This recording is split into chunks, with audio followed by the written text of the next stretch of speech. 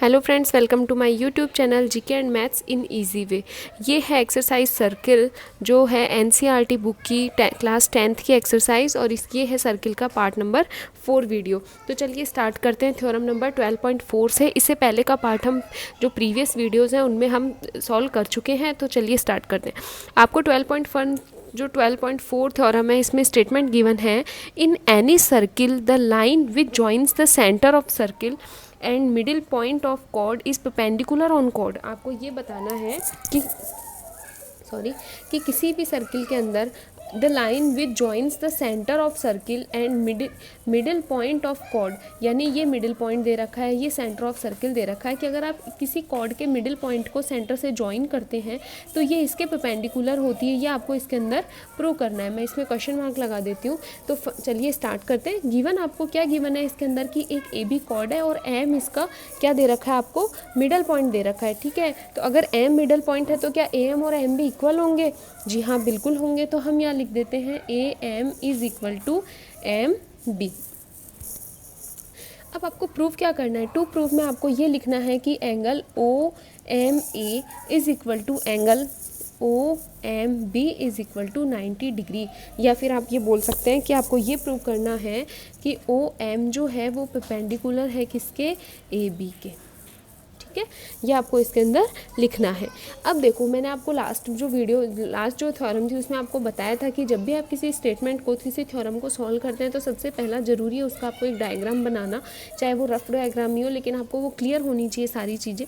और जो आपको प्रूव करना है उन्हों किन्हीं भी दो ट्रायंगल में लेना ताकि आप उन दोनों को कॉन्ग्रुएंट दिखा सको आसानी से। तो चलिए हम इन दोनों को ट्रायंगल में लेने के लिए मैंने ओ को ए से ज्वाइन किया है और ओ को बी से ज्वाइन किया है। अब ये मैं जो स्टेटमेंट गिवन है इसके अलावा एक्टिविटी की है, तो इसको हम हमेशा ड्रॉ करेंगे किसमें लिखेंगे? कंस्ट्रक्शन में। तो हम इसमें लिख देते हैं join O to A and O to B. हमने ये काम इसमें किया है, ओ को ए से ज्वाइन किया है, ओ को बी से ज्वाइन किया है। अब ओ को ए से ज्वाइन और बी से ज्वाइन करते हैं, हमारे पास दो ट्रायंगल आ गए। एक ट्रायंगल हो गया नंबर 1 और एक हो गया ट्रायंगल नंबर 2।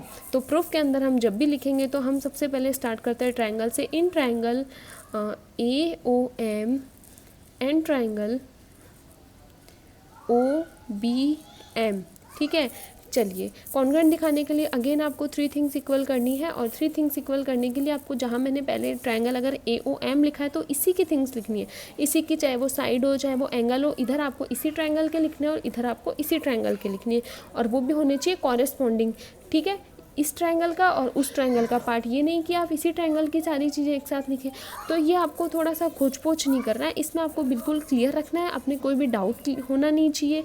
तो चलो ए ओ एम, इस ट्रायंगल में देखिए क्या ओ ए और ओ बी दोनों इक्वल है? एक बार आप माइंड लगाइए, ओ ए और ओ बी है क्या? ये दोनों इस सर्किल की क्या दिख रही है आपको? रेडियस। तो सबसे पहला हम पॉइंट यहाँ लिख देते हैं O A is equal to O B, sorry O A is equal to O B. और यहाँ क्या लिख देते हैं? Radius of the circle, radius of the circle. ठीक है, अब देखो ये वाला पार्ट हमने इसके इक्वल कर दिया। अब देखो क्या इन दोनों ट्रायंगल में कोई कॉमन साइड है? क्योंकि मैंने आपको कहा था कि रेडियस के बाद सेकंड पॉइंट आप हमेशा कॉमन चीज़ ढूंढा करो। तो कॉमन चीज़ आपको दिख रहा है इसके अंदर ओ एम, जो दोनों में काम आ रहा है। तो हम यहाँ लिख देते हैं O M is equal to O M, और यहाँ हम क्या लिख देंगे? Common side. ठीक है, अब देखो जो गिवन है उसमें आपको कुछ ना कुछ मिलेगा। A M is equal to M B, क्या ये इसके पार्ट है? ए एम इस ट्रायंगल का और एम बी उस ट्रायंगल का। अरे वाह, तो हम यहाँ लिखेंगे A M is equal to M B, और यहाँ हम क्या लिखेंगे? जो आपको लिखना है रीज़न जो आपको गिवन है। तो ये तीसरी पार्ट हमने इसकी इक्वल कर दी। तो देखो तीनों साइड हमने इक्वल किए, तो हम यहाँ लिखेंगे therefore triangle A O M congruent हो गया ट्रायंगल ओ बी एम के। और रूल इसमें कौन सा लगा है? Side side side congruency rule. ठीक है, तो अब आपको जो लिखना है वो हम लिखेंगे यहाँ से हैंस। अब हैंस हमने कॉरेस्पॉन्डिंग अगर देखें तो देखो ये दोनों एंगल क्या हो गए? इक्वल हो गए। तो हम यहाँ लिखेंगे angle A M O is equal to angle B M O, ये दोनों एंगल हमने यहाँ पे लिख दिए। तो क्या यही प्रूव करना था कि हमें दोनों एंगल इक्वल दिखाने? ओ नो, ये तो इक्वल तो दिखाना है, लेकिन हमें इनको किसके इक्वल दिखाना है? अभी तो 90 डिग्री के और इक्वल दिखाना है। इसका मतलब हमारी थ्योरम यहाँ पे पूरी नहीं होती है। Okay, angle A M O और एंगल बी एम ओ, ये दोनों को हमने इक्वल तो दिखा दिया, बट अब इसको हम लाइन को ये परपेंडिकुलर कैसे दिखाएंगे? देखो, आपको पता है कि एक लाइन पे बनने वाले सारे एंगल्स का सम कितना होता है? 180 डिग्री। ठीक है, इसको हम क्या कहते हैं? Linear pair. चाहे वो कितने भी एंगल्स हों, इन सब का सम होता है कितना? 180 डिग्री। तो इनको हम कहते हैं लीनियर पेयर। तो चलो, ए बी क्या है? यहाँ पे लाइन है, A B is a line, so angle A M O plus angle B M O is equal to 180 degree. क्या हम इसको ऐसा लिख सकते हैं? जी हाँ, बिल्कुल। ए बी एक लाइन है, इसके एम पॉइंट के ऊपर एक रफ डायग्राम बना के दिखा रही हूँ, एक लाइन जा रही है, तो इन सारे के सारे एंगल्स का सम कितना होगा? 180 डिग्री। तो मैंने यहाँ पे नॉर्मल लाइन लिख दी, और यहाँ पे हम क्या लिखेंगे? Linear pair. क्लियर? अब देखो, अगर मैं इसको इक्वेशन 1 देती पहले ही, तो यहाँ पे दोनों एंगल तो क्या दे रखे हैं? इक्वल आ गए। तो इनमें इस एंगल की जगह हम इस एंगल को लिख सकते हैं। चलिए ट्राई करते हैं। इस ए एम ओ की जगह मैंने लिख दिया बी एम ओ, क्योंकि दोनों इक्वल हैं, प्लस ये as it is angle B M O is equal to 180 degree. B M O angle और बी एम ओ एंगल दोनों ऐड हो गए, तो हम इसको लिख सकते हैं 2 angle B M O is equal to 180 degree. 2 उधर जाके अपॉन में लगेगा, angle B M O is equal to 180 degree upon 2 is equal to 90 degree. और एंगल बी एम ओ तो किसके इक्वल है? ए एम ओ के इक्वल है, तो ये भी 90 डिग्री होगा। तो हम यहाँ से क्या लिख सकते हैं? So angle A M O is equal to angle B M O is equal to 90 degree. और ये आ गई हमारी परपेंडिकुलर, यानी दोनों साइड अगर 90 डिग्री का एंगल बन रहा है, तो इसको हम क्या कहेंगे? O M is the perpendicular of the कोड ए बी। तो ये आपका यहाँ पे हो गया hence proof. Okay okay, our next point is topic is equal chords and their distance from centre. एक आपको सर्किल लेना है, सर्किल में इक्वल कॉर्ड्स बनानी है, या डिफरेंट कॉर्ड्स जो भी हम देखते हैं आगे, उनकी आपको सेंटर से क्या फाइंड करनी है? डिस्टेंस फाइंड करनी है। तो चलिए स्टार्ट करते हैं। एक रफ डायग्राम मैंने यहाँ पे बनाया है, इसको लिया है मैंने सेंटर ओ, एक मैंने यहाँ सर्किल ड्रॉ किया है और सेंटर लिया है ओ। इसमें मैंने 2 कॉर्ड ड्रॉ की है, एक तो ए बी और एक लिखे है पी क्यू। ठीक है, अब एक नॉर्मल सा ये रफ डायग्राम है, जिसमें आपको साफ साफ दिख रहा है कि जो ए बी कॉर्ड है वो मैंने लेस देन ली है पी क्यू कॉर्ड से। Did you see that? A B जो है वो लेस देन है किससे? पी क्यू से। चलो अब डिस्टेंस देखते हैं। अगर ए बी शॉर्ट है, ठीक है, तो सेंटर से इसके डिस्टेंस कुछ है, ठीक है, और पी क्यू अगर मैंने बड़ा लिया है कॉर्ड, तो इसकी डिस्टेंस इसके कंपैरिजन क्या है? कम है। क्लियर? देखो, ओ एम और एन दे देते। तो अगर मैंने ऐसा लिया है, तो मुझे यहाँ क्लियर दिख रहा है कि O M is greater than O N. एक तो यहाँ पे एक पॉइंट तो ये क्लियर होता है कि अगर 2 कॉर्ड डिफरेंट साइज़ के लिए मैंने ए बी लिए स्मॉल, पी क्यू लिए लार्ज, तो जो डिस्टेंस है सेंटर से, जो शॉर्ट थी कॉर्ड उसकी डिस्टेंस तो है ज़्यादा, और जो लॉन्ग थी उसकी डिस्टेंस है कम। चलो एक चीज़ यहाँ क्लियर हुई। अभी मैंने दूसरा रफ स्केच लिया है, इसके अंदर मैंने 2 कॉर्ड लिया है, जिसमें मैंने लिखा है A B is equal to P Q. ठीक है, तो यहाँ पे अब हमें समझ नहीं आ रहा कि जो ओ एम है वो ओ एन के इक्वल है या ग्रेटर देन लेस देन है। तो ठीक है, हमें ये नहीं पता कि ओ एम जो है वो ग्रेटर देन लेस देन है या क्या है। ठीक है, तो हमें क्वेश्चन मार्क लगता है। तो ये जो क्वेश्चन मार्क यहाँ लगा है, क्योंकि ये डायग्राम से क्लियर है कि किसकी डिस्टेंस ज़्यादा है किसकी कम है, लेकिन ये डायग्राम से क्लियर नहीं हो रहा। तो जो ये क्वेश्चन मार्क अगर लगा है आपके माइंड में, तो बहुत अच्छी बात है, और इसी को हम सॉल्व करेंगे अपनी नेक्स्ट थ्योरम में। और नेक्स्ट थ्योरम इज़ 12.6, और इसका स्टेटमेंट आपको गिवन है, equal chords of circle have equal distance from centre. देखिए, जो हमने अभी रफ स्केच बनाया था वही आ गया। इक्वल कॉर्ड्स ऑफ सर्किल, एक सर्किल के आपको 2 इक्वल कॉर्ड्स लेनी है, have equal distance from centre, जो इनकी सेंटर से डिस्टेंस है वो भी इक्वल होगी, ये आपको यहाँ पे प्रूव करना है। ओके, इक्वल कॉर्ड यानी गिवन है आपको A B is equal to P Q, ये तो आपको गिवन है A B is equal to P Q. To proof क्या करना है कि डिस्टेंस इक्वल है, यानी आपको प्रूफ क्या करना है O M is equal to O N. अगर आपने स्टार्टिंग से मेरे वीडियोस देखे हैं, मन लगा के आपने अगर बुक के साथ आपने स्टडी किया है तो आपको बिल्कुल अच्छे से समझ में आ रहा होगा कि मैं आपको क्या समझाना चाह रही हूँ, क्वेश्चन स्टेटमेंट के अंदर आपसे क्या पूछ रहा है, कि आपको गिवन है, ये सब आपका क्लियर होगा। ओके अब देखिए वही कंस्ट्रक्शन करना पड़ेगा, क्यों? क्योंकि आपको अगर ओ एम को ओ एन के इक्वल प्रूव करना है तो इनको किसी ना किसी ट्रायंगल में लेना है। अब ट्रायंगल में यहाँ तो कोई ट्रायंगल नहीं बन रहा, तो हम बनाएंगे ना ट्रायंगल, तो उसको हम कहेंगे कंस्ट्रक्शन। तो अगर सपोज़ मैंने ओ एम को लेना है तो चाहे तो मैं ओ को ए से भी ज्वाइन कर सकती हूँ, चाहूँ तो ओ को बी से भी ज्वाइन कर सकती हूँ, क्योंकि मुझे तो ओ एम ट्रायंगल में लेना है। तो अगर आप चाहो कि मैं इसको बी से ज्वाइन करूँ तो इसको बी से ज्वाइन कर सकते हैं, और अगर आप चाहो कि इसको ओ से ज्वाइन करें तो वो आप खुद सेल्फ करके देखिए, ठीक है। ओ एन लेनी है मुझे दूसरे ट्रायंगल में, तो चाहूँ तो मैं ओ को क्यू से भी ज्वाइन कर सकती हूँ, और चाहे तो अपन इसको पी से भी ज्वाइन कर सकते हैं। चलो मैंने इसको पी से ज्वाइन किया ताकि आपको डायग्राम में कुछ दिक्कत ना आए और अच्छे से समझ में आ जाए, ठीक है। ये इसका सेंटर हो गया। कंस्ट्रक्शन में हम क्या लिखेंगे, join O to B and O to P. Clear? ये हमने ज्वाइन कर दिया। हमारे पास दो ट्रायंगल बन चुके हैं, दोनों में हमें ओ एम को ओ एन के इक्वल दिखाना है, तो हमें दोनों को कॉन्ग्रुएंट दिखाना पड़ेगा। सिंपल सा फंडा है। तो हम सबसे पहले लिखेंगे in triangle O M B and triangle O N P में। क्लियर? अब देखिए आपको गिवन है ए बी और पी क्यू इक्वल, तो ठीक है मैं यहाँ लिख देती हूँ ए बी, इस triangle A B is equal to P Q. अगर मैं दोनों में हाफ लगा दूँ तो कोई प्रॉब्लम है? नहीं। अगर दोनों में हाफ लगा रही हूँ तो कोई प्रॉब्लम नहीं है। अब ए बी का हाफ लिखना है, तो ए बी का हाफ, अभी लास्ट थ्योरम में हमने देखा था कि एम जो होता है वो इसका मिडिल पॉइंट होता है, ठीक है। पेंडिकुलर अगर होती है तो वही डिस्टेंस अपन लेते हैं। तो एम ए बी का हाफ ए एम भी हो सकता है और एम बी भी हो सकता है। बिकॉज ऑफ हमने ओ एम बी ट्रायंगल लिया है तो हमें एम बी की इम्पॉर्टेंट, ठीक है, हमें ए एम नहीं चाहिए, तो हम यहाँ लिख देते हैं M B is equal to, अब इसमें हमें क्या चाहिए, पी क्यू का हाफ एन क्यू भी है और एन पी भी है, बट हमें एन पी चाहिए तो हम यहाँ लिख देते हैं एन पी, ठीक है। और यहाँ हम लिख देंगे गिवन। तो हमारी एक चीज़ तो ये आ गई, ठीक है। अब देखो और क्या चीज़ आपको दिख रहा है। सेकंड थिंग, हमेशा रेडियस चेक किया करो, क्या कहीं रेडियस कॉमन आ रही है।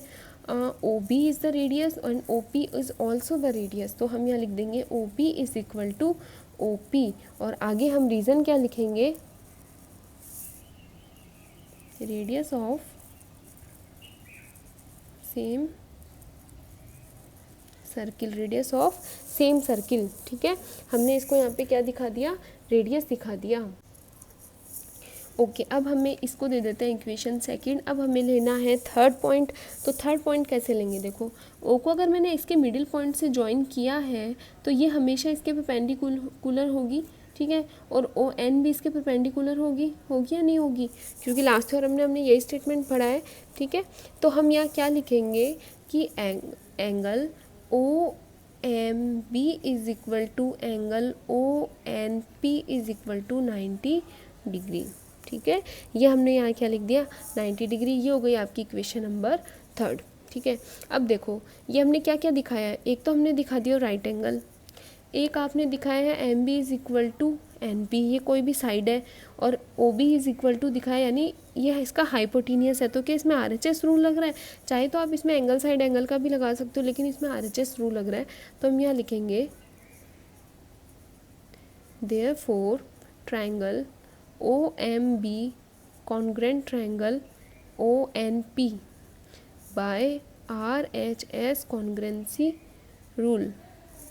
सो यह हैंस प्रूफ क्या करना था, O M is equal to O N, तो हम यहाँ डायरेक्ट लिख सकते हैं O M is equal to O N, क्योंकि अगर दो ट्रायंगल कॉन्ग्रुएंट होते हैं तो इनके कॉरेस्पॉन्डिंग पार्ट्स ऑलवेज इक्वल होते हैं, और अभी ओ एम जो है वो इसका कॉरेस्पॉन्डिंग है ओ एन, तो ये ओ एम इक्वल होगा ओ एन्स के, और ये हो गया आपका हैंड्स प्रूफ। यही हमें इस थ्योरम के अंदर प्रूव करना था। Okay, our next theorem is 12.7 and statement is if the chords are having equal distance from the center of circle then these chords are equal. ठीक है, कि आपको इसमें गिवन है कि अगर कोई भी दो कॉर्ड लिए हैं और वो अगर इक्वल डिस्टेंस पे है सेंटर से, तो वो दोनों कॉर्ड्स भी क्या होंगी, इक्वल होंगी। तो मैंने यहाँ एक सर्किल लिया है और इसमें दो कॉर्ड बनाई है ए बी और पी क्यू। हमें नहीं पता कि ए बी और पी क्यू इक्वल है या नहीं है, नॉर्मल दिया है और सेंटर से डिस्टेंस लिखी है मैंने यहाँ ओ एम और ओ एन। आपको केवल इतना गिवन है कि ये डिस्टेंस जो है ये इक्वल है, तो जो गिवन होता है हम उसमें लिखेंगे O M is equal to O N. मैंने यहाँ लिख दिया। टू प्रूव, हमें प्रूव क्या करना है, कॉर्ड्स को इक्वल प्रूव करना है, तो हम यहाँ क्या लिखेंगे, टू प्रूव में A B is equal to P Q. यहाँ मैंने लिखा है A B is equal to P Q. अब हमें ए बी और पी क्यू को अगर इक्वल करना है तो मैंने अगेन जो आपको समझाया था कि उनको किसी ना किसी ट्रायंगल में लेने की कोशिश करेंगे। अब देखो, अगर ए बी को हम सिंगल एक ट्रायंगल में ले तो क्या कंस्ट्रक्शन में हम ऐसी कंस्ट्रक्शन करेंगे, ऐसे तो सॉल्व होना मुश्किल हो जाएगा, ठीक है, क्योंकि दोनों एक ट्रायंगल की दोनों साइड ही आप कंस्ट्रक्ट कर रहे हो, केवल एक साइड ही आपको गिवन है। तो क्यों ना हम इसको ऐसे कर दें कि हम इसको ज्वाइन कर दें, ओ को ए से या बी से भी कर सकते हो, ओ को क्यू से या पी से भी कर सकते हो। तो इस ट्रायंगल में हमारे पास ए एम पार्ट आ गया, ठीक है, और हमें तो पता है कि ए एम जो है वो मिडिल पॉइंट है कॉर्ड का, तो जो ए एम है उसका डबल ही होगी ए बी। इसीलिए हम क्या करेंगे, ओ को ए से ज्वाइन करेंगे और ओ को हमने उस साइड क्यू से ज्वाइन कर दिया, ताकि हमारे पास एक ट्रायंगल बन जाए ओ एन क्यू, जिसमें ओ एन आ जाए, ठीक है। तो दोनों ट्रायंगल हमारे बन चुके हैं। फर्स्ट ट्रायंगल हो गया हमारा ए एम ओ और सेकेंड ट्रायंगल हो गया ओ क्यू एन। समझ में आ गया आपको हमने कंस्ट्रक्शन किस तरीके से की है। तो हम यहाँ लिख देंगे join O to A and O to Q। अब प्रूफ में हम देखते हैं क्या लेते हैं। हमने दो ट्रायंगल लिखे हैं, तो सबसे पहले हम लिखेंगे in triangle AMO and triangle ONQ, ठीक है।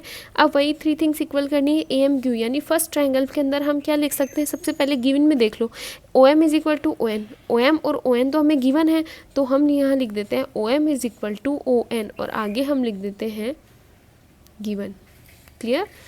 उसके बाद देखिए रेडियस चेक करेंगे, क्या रेडियस है OA is equal to OQ। Yes of course this is the radius. तो हम यहाँ लिखेंगे OA is equal to OQ। यहाँ क्या लिख देंगे, radius of the circle. Third thing देखते हैं। अभी हमने प्रीवियस जो थ्योरम पढ़ी थी उसमें हमने ये देखा था कि अगर हम इसके मिडिल पॉइंट को अगर इससे ज्वाइन करते हैं तो ये हमेशा इसके परपेंडिकुलर होती है, चाहे वो आपको दिखे चाहे नहीं दिखे, लेकिन आपको ये हमेशा ध्यान रखना है कि ये इसके परपेंडिकुलर होगी। तो हम यहाँ ऑटोमेटिक लिख सकते हैं angle AMO is equal to angle ONQ is equal to 90 degree, और परपेंडिकुलर का साइन लगाएंगे, OM perpendicular AB and ON perpendicular PQ, ठीक है। अब देखो राइट एंगल बन गया, एक आपने साइड ली है OM, तो एक साइड हो गई, और राइट एंगल के सामने जो होता है वो साइड हाइपोटेनियस, तो ये भी लिया है। तो RHS हमने सीधा सीधा RHS रूल लग रहा है, तो हम यहाँ क्या लिख देंगे, देयरफॉर ट्रायंगल AMO। ये मैंने AMO इसलिए लिखा क्योंकि हम पहले भी AMO लिख चुके हैं, तो मैं आपको कंफ्यूज नहीं करना चाहती। कॉन्ग्रेंट ट्रायंगल ONQ के ये कॉन्ग्रेंट हो चुका है। अगर कॉन्ग्रेंट हो गया तो इसकी सारी साइड्स और एंगल, इस ट्रायंगल के सारी साइड्स और एंगल के जो भी कॉरेस्पॉन्डिंग है उनके इक्वल होंगे। ओके, अब देखो कॉरेस्पॉन्डिंग हमें लेना है AM, सो हम यहाँ क्या कह सकते हैं, hence AM is equal to NQ। Check करिए क्या टू प्रूव के अंदर जो लाइन आनी थी वो आ चुकी है। अभी तो नहीं आई, इसका मतलब थ्योरम अभी बाकी है। हमें लेनी है AB लेकिन अभी तक आई है हमें लेनी है AB लेकिन अभी तक आई है AM। M इसका मिडिल पॉइंट है, तो क्या इसको डबल करने पर AB आ सकती है, शायद आ ही जाएगी श्योर आ ही जाएगी। तो हम इसको इंटू करते हैं 2 से, 2 into AM is equal to 2 into NQ, ठीक है। AM का अगर हम डबल करेंगे तो हमारे पास आएगा AB, और अगर हम NQ का डबल करेंगे तो हमारे पास आएगा PQ। अब हम देखेंगे जो टू प्रूव में हमें प्रूव करना है क्या वो थिंग हमारे पास आ चुकी है, ऑफ कोर्स आ चुका है। तो हम यहाँ क्या यहाँ और लगाएंगे और हम यहाँ क्या लिख देंगे, हैंड्स प्रूव। तो ये आपकी थ्योरम ख़त्म होती है यहाँ पे। ओके, अगर आपको ये वीडियो पसंद आया है, अगर आपको कोई भी डाउट है तो आप मुझे कमेंट कीजिए, पसंद आया है तो लाइक कीजिए, चैनल को सब्सक्राइब कीजिए। Thanks for watching.